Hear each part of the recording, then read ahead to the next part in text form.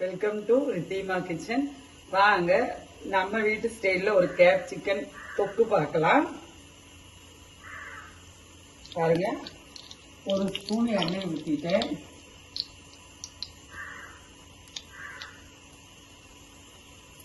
அதாவது இவ்வளவு ஜீரகம் போட்டு போறேன். ஜீரகம் பொருந்துன்னு கருவேப்பிலை போட்டேன். ஒரு பெரிய வெங்காயம் கட் பண்ணி வச்சிருக்கேன். ஒரு பெரிய வெங்காயம் கட் பண்ணி வச்சுட்டு அதையும் போட்டுட்டேன். இப்போ நல்லா வணங்கட்டும். பார்த்தீங்களா, கண்ணாடி படம் வந்துருச்சு. இந்த டைம் நான் கேப்சிக்கன் 2 எண்ணெய் கட் பண்ணி வச்சிருக்கேன், அதை போட போறேன்.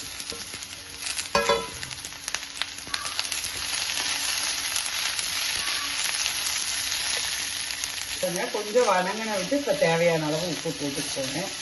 உப்பு போட்டுட்டு கொஞ்சம் வணக்கி விட்டுற போகிறேன். இந்த டைம் நம்ம வீட்லேயே அரைச்சி, இப்போ நான் இந்த ரெசிபிக்கு அரைச்ச 2 வெள்ளைப்பூண்டு, 4 சின்ன வெங்காயம், 1/2 தக்காளி, 3 வரமிளகா, அதை அப்படியே அரைச்சி பேஸ்ட் பண்ணி வச்சுருக்கேன். அதை போட்டிருக்கிறேன்.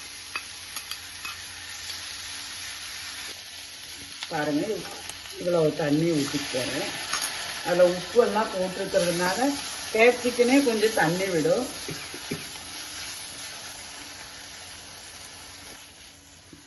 இந்த டம்ளரில் 1/2 டம்ளருக்கு கம்மியாக தான் தண்ணி எடுத்திருக்கேன், அது ஊற்றிக்க போகிறேன்.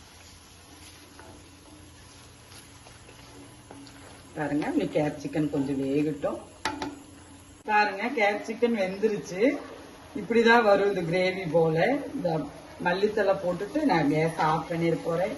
இதை உங்களுக்கு சாப்பாட்டு கூட, சப்பாத்தி கூட, பரோட்டா கூட, எது கூட வேணாலும் நீங்க மேட்ச் பண்ணி சாப்பிடலாம். அதெல்லாம் அவங்கவுங்க விருப்பம். வாங்க நம்ம வீட்டில் சாப்பிடலாம். நன்றி, வணக்கம்.